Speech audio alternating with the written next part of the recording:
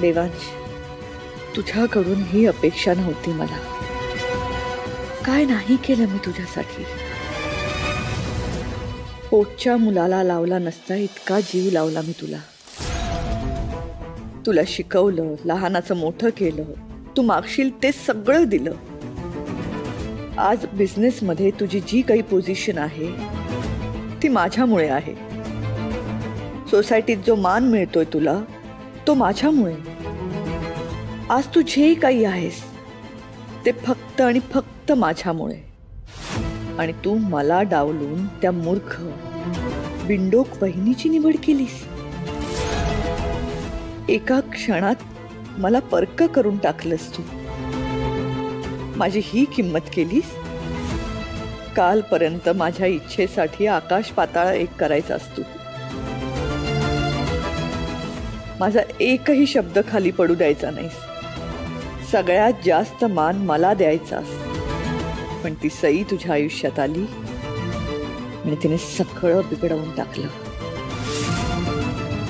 तिने तुझे कान भरले माझ्या विरुद्ध. तिनेच तोडलंय तुला माझ्यापासून. चेहऱ्यावर भोळेपणाचा आव आणून तिने घरातल्या सगळ्यांची मनं जिंकली. जाणीवपूर्वक रीतसर प्लॅनिंग करून मला बाजूला केलं तिने.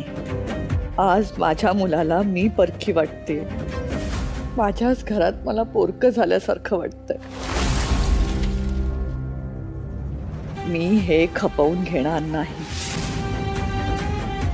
तुझी आई असण्याचा मान हा माझा होता आणि माझाच असायला हवा. जो कोणी तो मान माझ्यापासून हिरावून घेण्याचा प्रयत्न करेल त्याला मी सोडणार नाही. कधीच नाही.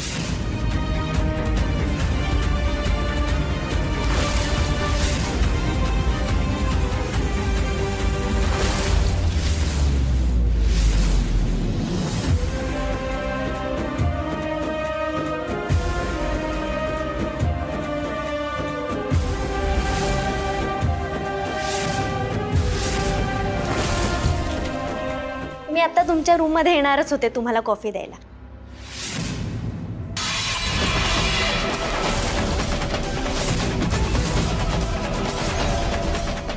काय झालंय तुम्हाला?